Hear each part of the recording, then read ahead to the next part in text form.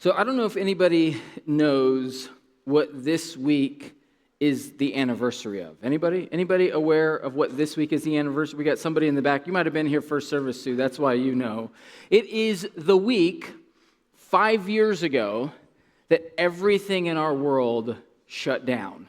It was this week, middle of March, 5 years ago, in 2020, that the whole world shut down because of COVID. And I still remember that week, Wednesday, Thursday, Friday, Saturday, Sunday, like it was yesterday. Wednesday, Becky and I were at the Pfizer Forum for a concert. She had gotten me tickets for Christmas the year prior in 2019, and they were for March. And so we went to this concert, and I was so thankful it was that week and not the following week, because it probably wouldn't have happened the following week, because as we were at this concert, there were all these rumors about the NBA canceling the rest of their season for that year. And then on Thursday night, we were out to dinner with some friends celebrating the husband's birthday, and I was getting all of these messages and notifications from all sorts of pastors all throughout the city saying, hey, Elmbrook just canceled all of their services for this weekend. Do you think we should be doing the same thing? And then on Friday, we met as a staff and made the decision to cancel our in-person services on that weekend. And then Saturday, I had a wedding that I officiated, which was a really weird wedding because everybody was starting to get word of everything canceling, but this wedding was already in motion. And so we had a wedding, and it was like, what do we need? Like, they were giving out hand sanitizer as like their like parting gift or whatever.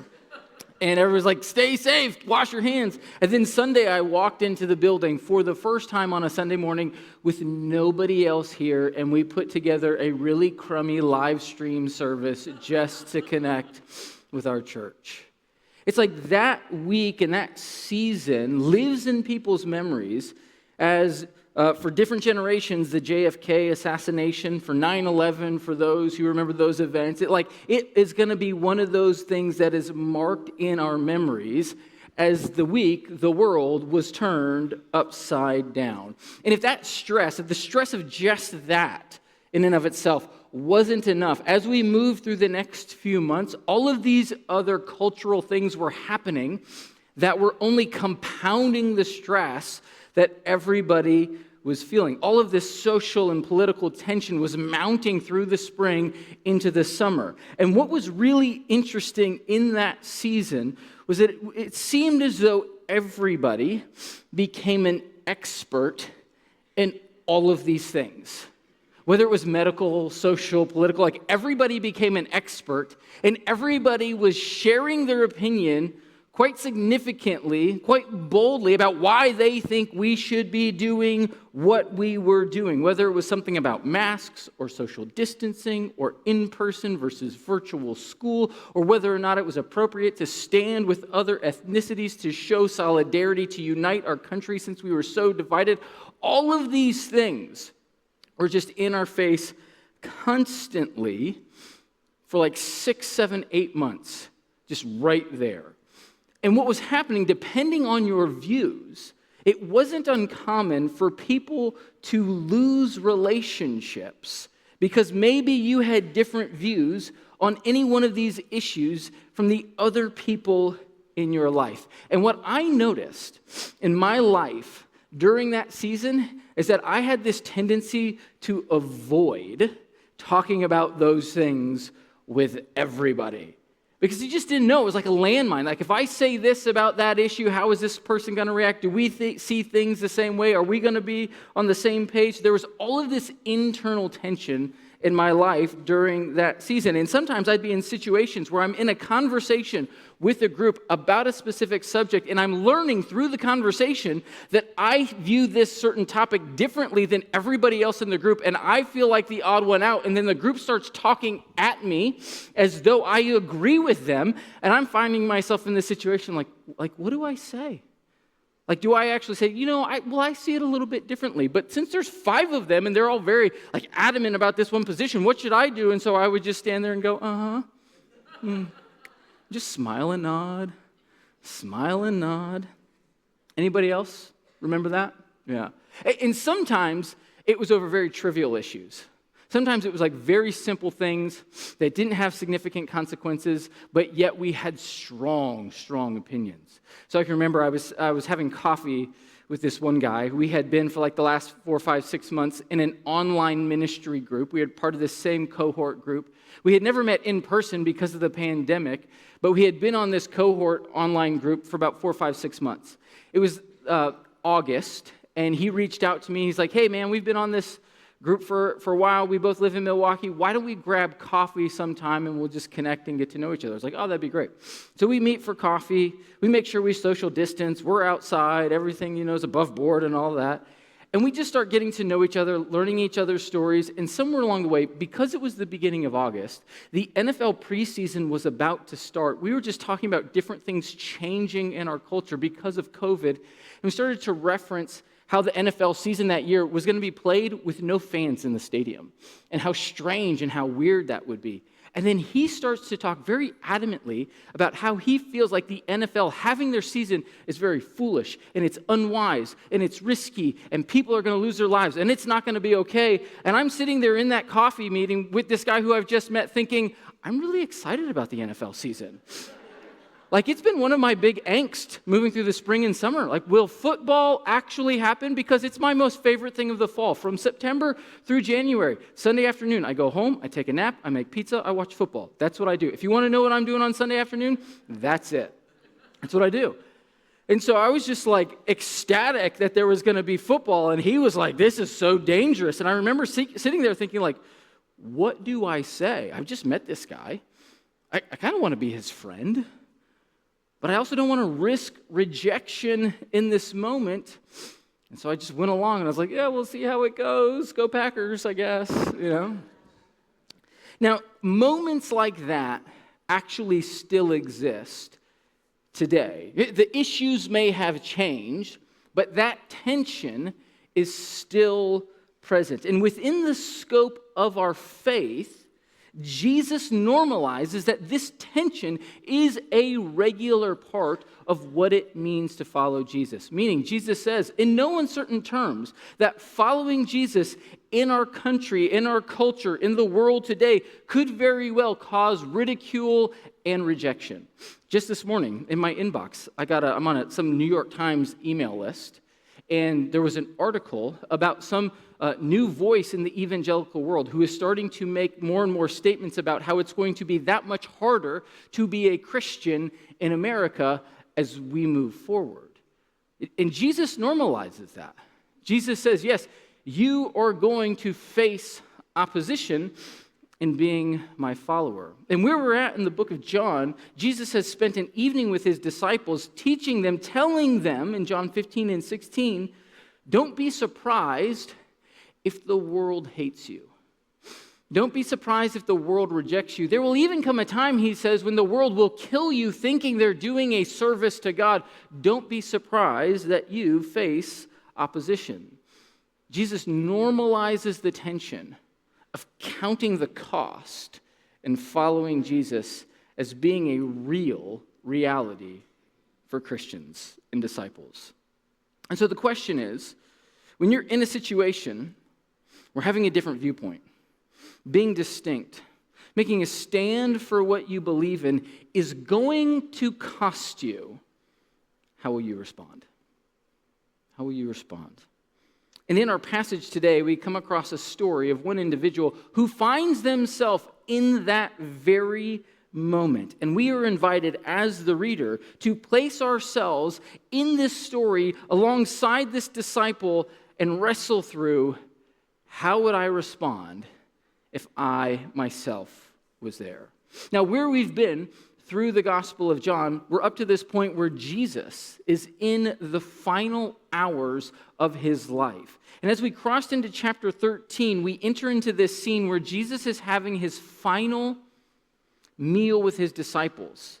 And then from there, if we track it along this map, this is a map of Jerusalem in the first century. Jesus starts this evening where this red circle is, number 6, if you can see it on the map. That's where it's thought that the upper room might have been. Now, if you zoom in real close on that map, there's a question mark. People don't know if that's the exact location. Some speculate that the upper room might have been in the southwest corner of Jerusalem where this star is. But nevertheless, Jesus spent his final night with his disciples in an upper room, teaching them about the Holy Spirit, about what's to come that evening, about how it's important for them to stay the course with him and what they're going to expect in the days ahead. And then after they finish dinner, they leave the upper room, they go outside the city gates of Jerusalem, and they go to the Garden of Gethsemane, where Jesus spends time intentionally praying to the Father, saying, Lord, please, knowing what's going to come, knowing his destiny before the next day is over, saying to the Father, if there is any way, if there is any way to avoid what's about to happen, please let it be so. He says, let this cup, a reference to the cup of suffering, let this cup pass from me. But then he ends his prayer saying, but not my will, but yours be done.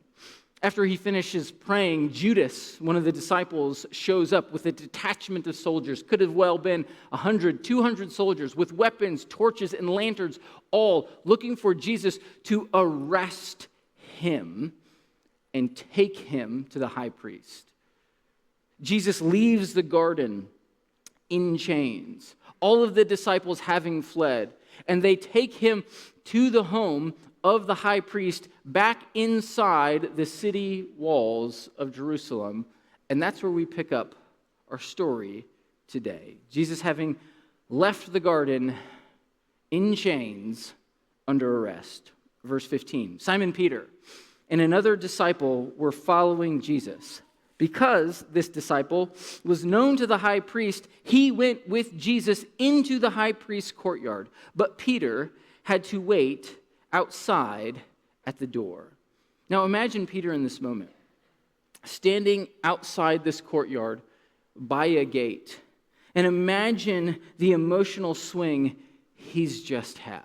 I mean, a few days prior, maybe a few weeks prior, the last miracle that Jesus performs before Jesus goes to Jerusalem is he raises Lazarus from the dead. A guy who has been dead and in the tomb 4 days, covered in grave clothes, Jesus shows up, and with 3 words, he says, Lazarus, come out.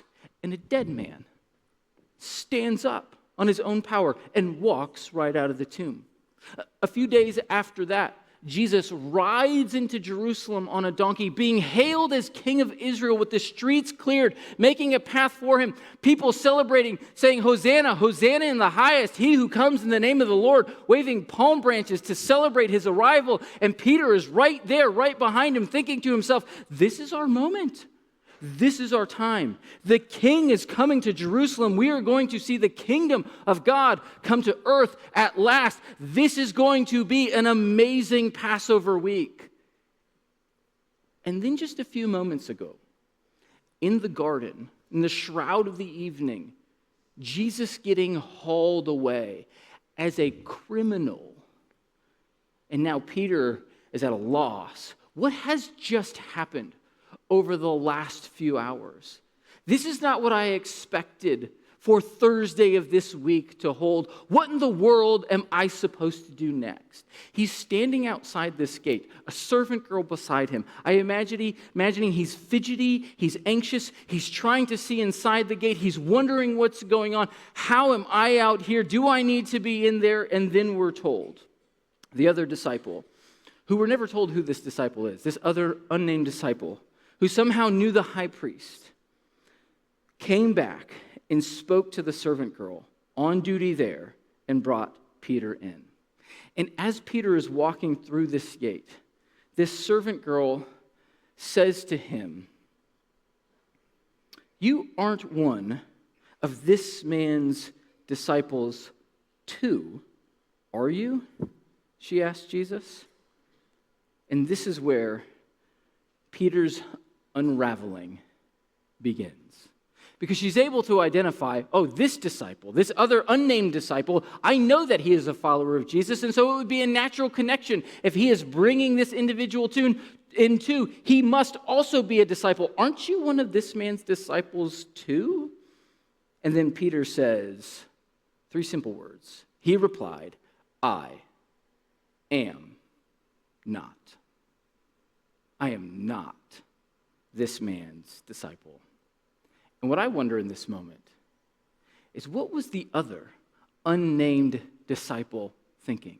probably remembering Peter's words from earlier that evening. Jesus, I will lay down my life for you, even if everybody else runs away, even if everybody else flees, not me. I will stay the course and be with you until the bitter end. I imagine that perhaps Peter, looking at this young woman, said those words, I am not, and then fixed his gaze to go through the door, but at the same time looked at the other disciple, and as they made eye contact, Peter knows what he just did. And he sees the confusion of this other disciple's look on his face, and he quickly puts his head down with shame covering him, realizing, I have just denied Jesus, the one who I said I would never deny. And they walk into the courtyard together. Verse 16, it was cold, and the servants and officials stood around a fire they had made to keep warm. Peter also was standing with them, warming himself. So they go into the courtyard, still outside, and there's a fire in the middle. And both Peter and this other unnamed disciple take their place around the fire, and I imagine that Peter wants to be close enough to this guy to be connected so he's not alone, but also feeling the shame of this first denial, maybe separates himself just a little bit. Doesn't want to stand on the opposite side of the fire in case he catches eyes with him again, not wanting to relive the shame of what he has just said. They stand there in silence, and Peter is starting to mull over all sorts of things about what has just happened. Not just in the days before, but just in this moment and what is going to happen next. Now, if this were a movie, there would be a quick scene change because while that's happening outside in the courtyard, inside in the high priest's home, Jesus is on trial. Jesus is undergoing an interrogation, standing in front of some members of the Sanhedrin, bound in chains, starting to answer questions about who he is and what he has been doing. Verse 19. Meanwhile, the high priest questioned Jesus about his disciples and his teaching. I have spoken openly to the world, Jesus replied. I always taught in synagogues or at the temple, where all the Jews come together. I said nothing in secret. Why question me? Ask those who heard me. Surely they know what I said. When Jesus said this, one of the officials nearby slapped him in the face. Is this the way you answer the high priest? He demanded. If I said something wrong, Jesus replied, testify as to what is wrong. But if I have spoken the truth, why did you strike me? Then Annas sent him bound to Caiaphas, the high priest. Now, it's thought by many scholars and commentators that this interrogation, this trial under which Jesus is going, is illegitimate and unlawful even in the Jewish law. They have this other set of laws. There's the Old Testament law, and then there's another book of laws called the Mishnah, which was a secondary set of laws that were not thought to be biblical or divinely inspired, but kind of brought together off all of the biblical teaching. And in the Mishnah, there was regulation for how a trial like this was to undergo.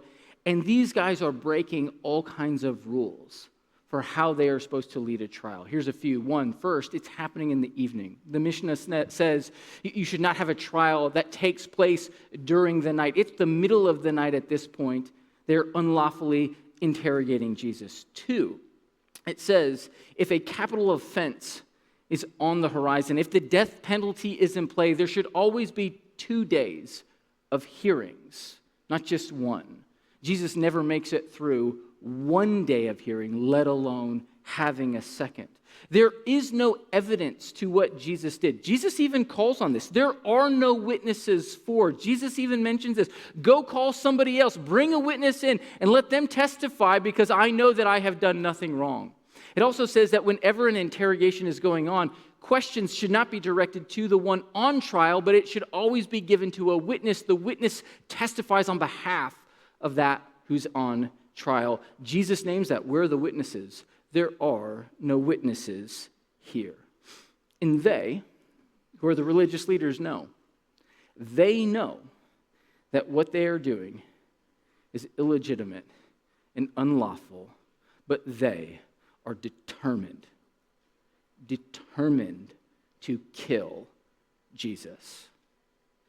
The day after, Jesus raises Lazarus from the dead, Word is out about this amazing miracle that he has done. Caiaphas and all of his other religious officials, it says in chapter 11, verse 53, from that day on, they plotted to take his life, no matter what it costs, no matter who we have to bribe, no matter how many laws we have to break, that man is going to die. They know exactly what they're doing. And Jesus does too. Jesus knows, and he is subtly making comments to highlight the fact that what they are doing is illegitimate and unlawful. He knows, but he also knows it's a part of a bigger plan.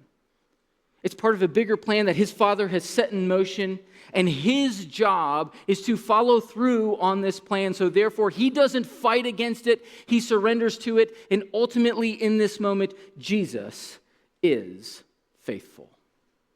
Jesus is faithful to what the Father has put in front of him.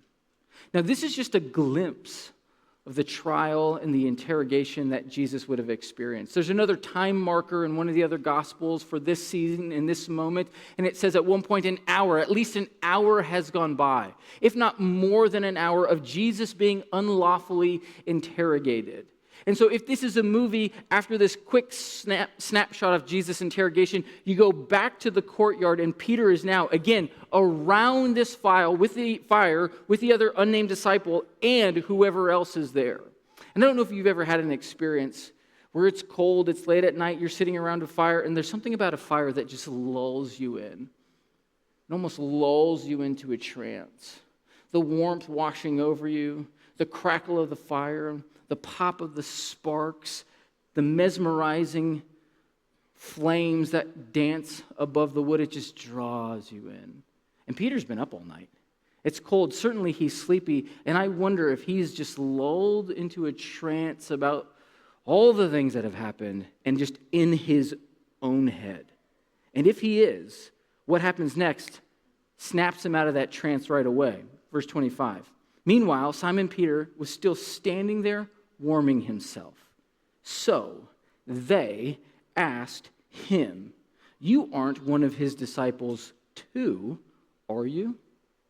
An almost identical question to the question that the servant girl asked him as he walked in through the gate into the courtyard. The one difference is it's not one individual who is asking the question, but it says they. Peter is now being questioned in a more public space in front of multiple people. We don't know how many people are exactly there, but it's not just one passing comment from a servant girl as he walks by her. He is now fully settled into this moment, and they're starting to make connections of who he is. Hasn't he been with Jesus too? And if he's here with this guy who is also a disciple, Peter must be a disciple too. Peter responds saying, verse 25, again, he denied it, saying 3 words, "I am not." Peter is unusually silent in this episode. I mean, if there's one thing about Peter, sometimes Peter says too much too fast, sometimes puts his foot in his mouth and says things he shouldn't. Even Jesus in Luke 9 says to Peter at one point, "You have no idea what you're talking about." But here, Peter is stunned in silence and can barely utter 3 words, "I am not." And then from there, verse 26, one of the high priest's servants, a relative of the man whose ear Peter had cut off, challenged him. "Didn't I see you with him in the garden?" And again, John doesn't even record any words from Peter in this moment. Peter denied it 3 times within the span of a few hours. Peter goes back on everything he said he would do. Certainly, he remembers his own words, because in this moment we read, "And at that moment, a rooster began to crow," which is a callback to earlier in chapter 13. Earlier in the evening, when Jesus predicted his betrayal, Jesus predicted his death, and again, Peter says, "Even if everybody else goes by the wayside, I am with you until the end." And Jesus looks at Peter and he says, "No, before tonight is over, before the rooster crows, you will deny me 3 times. And as Peter hears this rooster crowing in the distance, it all has to settle in. And he has to realize, I have just done the unthinkable. I have utterly, colossally failed Jesus. and I'm nothing but a shred of the man that I thought I would be. Now, what's really interesting about John's depiction of this moment is it's different than Matthew, Mark, and Luke. There's two noticeable differences of John's account of this moment than the synoptics. One, John is a whole lot less emotional in terms of what Peter is saying, how Peter is responding than Matthew, Mark, and Luke. In Matthew, Mark, and Luke, with each denial, Peter gets more amped up. He gets more aggravated. At one point, he starts to call down curses from heaven. He's calling things on an oath, saying, "No, I swear to you. I swear my life on it. I have never seen or known this man." You have this emotional intensity increase through the course of Peter's three denials. And then in Luke 19, there's this moment where Jesus is somehow close enough to be in visual sight of Peter. And after his third denial, it says that Jesus actually looks and makes eye contact with Peter. If that eye contact with the other disciple wasn't painful enough, having Jesus make eyes with him in that moment after he denied him 3 times is devastating. And each gospel account, apart from John, says Peter left the courtyard and wept bitterly, knowing what happened. The emotional intensity is much greater in all of the other gospels than John's.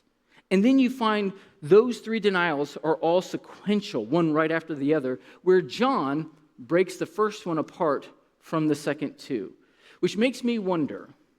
I wonder if John is trying to draw a contrast between what Jesus is doing in this moment in his interrogation and how Peter is responding when he also is being interrogated, just in a different way.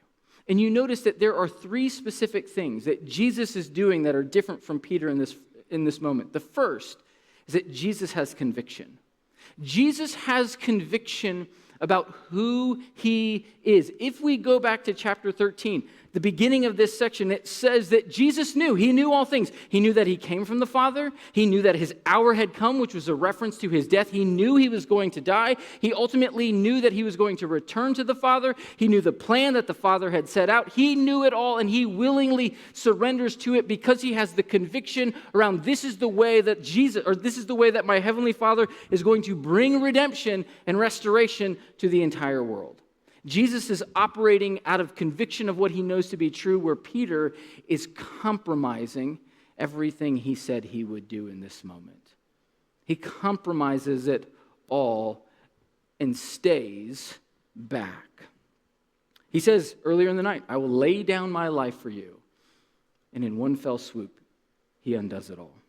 The other thing that's happening, the other contrast that's being made, is that Jesus is faithful where Peter is fearful. One of the whole points of Jesus' ministry is that Jesus was going to be faithful on behalf of Israel because Israel was not able to be faithful at all through their entire story. Go back to the beginning of the Old Testament when God redeems them from slavery in Egypt. They are called to be a faithful light to the nations, but one right after another, episode after episode, they are unfaithful to the calling put in front of them. Jesus comes to do for Israel and for the world what Israel could not do for itself. And it's getting played out in this moment. Peter saying, "I will stand with you."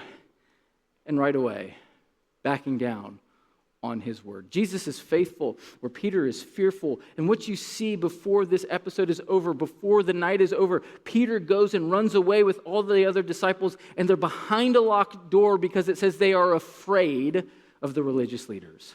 Fear overtakes him.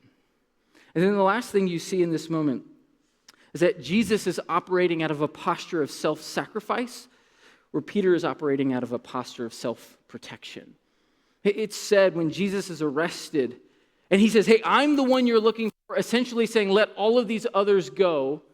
He says that to fulfill a prophecy that he would not lose any of those whom the Father has given him. He's putting himself out there. It's also thought in verse 19 when he's interrogated by the religious leaders in this chapter and they're questioning him about his teaching and his disciples, he never names any of his disciples. He never gives any of them up. He never says, hey, there's two of them right out there. Go talk to them. They'll tell you everything. He says nothing of who they are because he's putting himself on the line, letting the rest of them out go. And Peter here is cowering in the shadows. Now, it's really easy to rip on Peter in this moment. It's really easy to be hard on Peter. I mean, he was the one who said, Jesus, I will never leave you. But to Peter's credit, he was the first to come to Jesus' defense in the garden when people were trying to arrest him. To his credit, Peter and this other unnamed disciple are the only two disciples who followed Jesus into the high priest's courtyard where everybody else runs away and flees into the night. Peter is there trying to continue to be faithful, but in the end, he can't do it. And what this passage does is it invites us.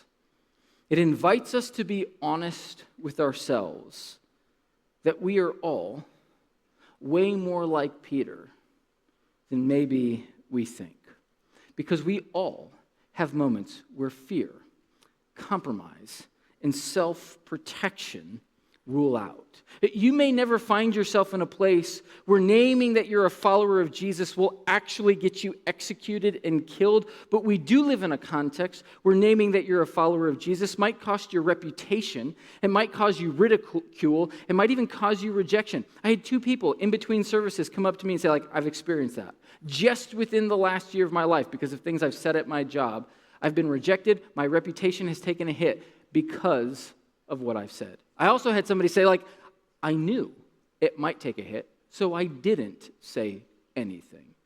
We all find ourselves in a situation where naming that we are a follower of Jesus might cost us something. And we're all a whole lot more like Peter than we might realize.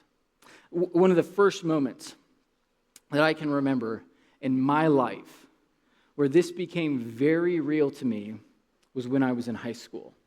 When I was in high school, it still happens today, there's a national prayer organization that has a national day of prayer specifically for students, high school students, middle school students.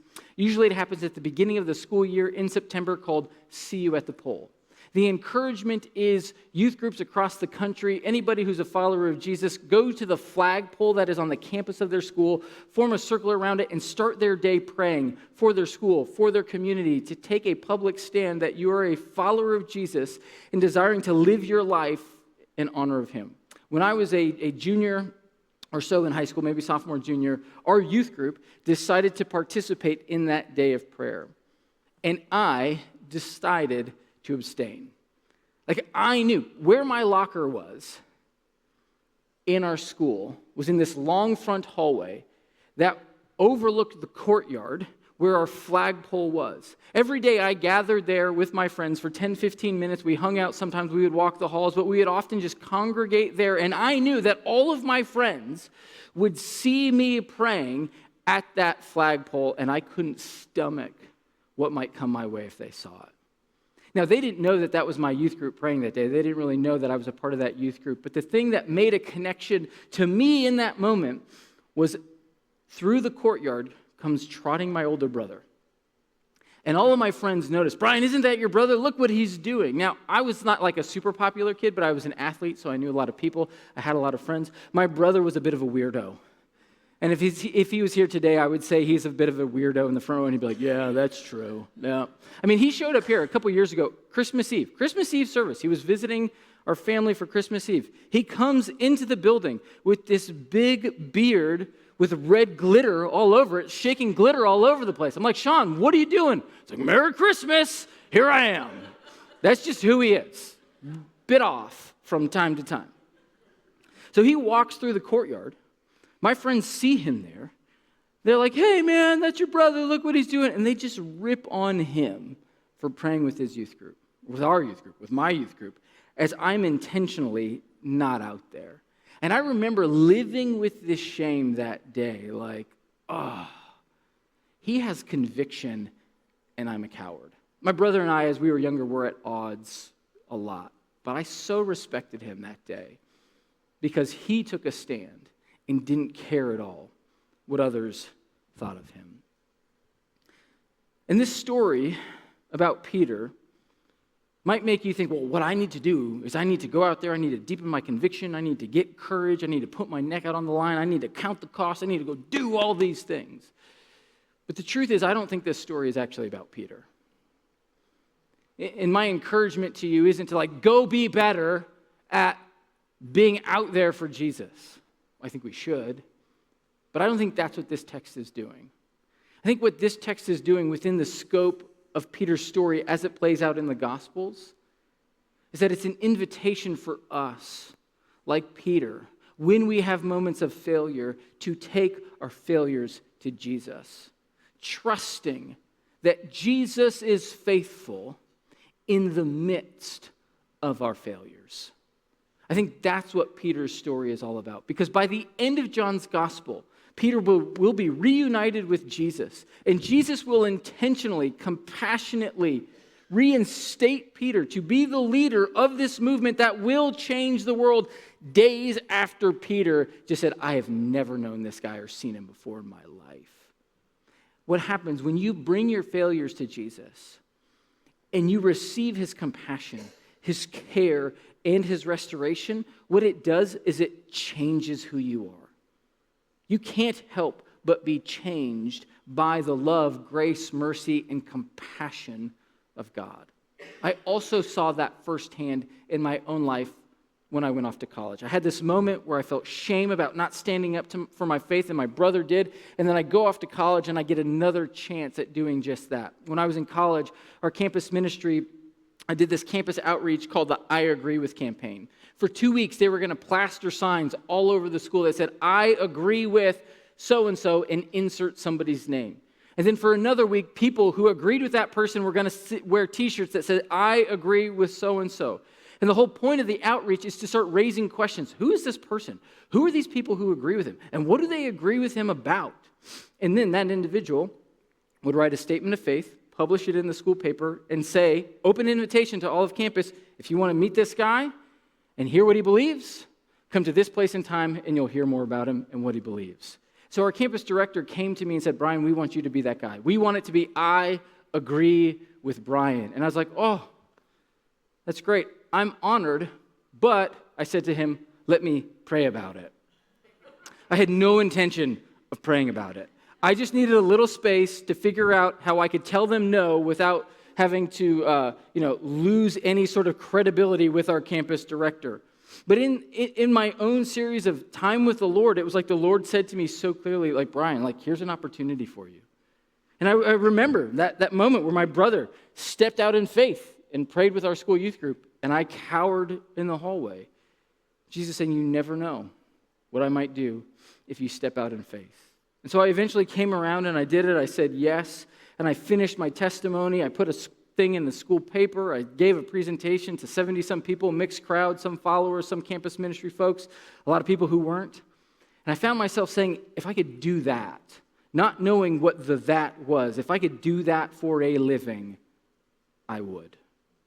A few days after that moment where I shared my testimony publicly on campus, there was this guy who was kind of like a big, huge personality, kind of a bigger guy too, party animal kind of guy, always seeking attention, always cutting up in class, always making jokes, always pulling pranks in the dining hall. Just this guy who was always trying to get everybody's attention, but also very irreverent. We were in the dining hall one day, I was getting food. He came right up beside me with his tray and he said, hey, you're that guy who did that thing on campus and talked about what you believe, right? I was like, yeah, that was me. I was just ready for him to rip into me somehow. And he's like, that was really cool. I respect that. And then he went away. You just never know. You never know how Jesus is going to use you. You might be ridiculed. You might lose reputation. But he also might use you in profound ways. But again, the point isn't go be more courageous, go get more conviction, go put your neck out on the line. It's have confidence that even when you don't, you are loved, you are known, you are cared for, and Jesus is faithful. Because he's the one who's working the plan. He's the one who's going to make it happen, regardless of who we are, how we engage, or whether we're successful in our faith or not, He is faithful, even in the midst of our failures. And if we're honest with ourselves, we're a whole lot more like Peter than we might like to believe. But Jesus is far greater. So when you fail Him, don't fear Him. Run to Him, trusting that He will restore. Lord, we thank you so much for who you are. We thank you so much for your faithfulness, how you are continually faithful even when we fail you.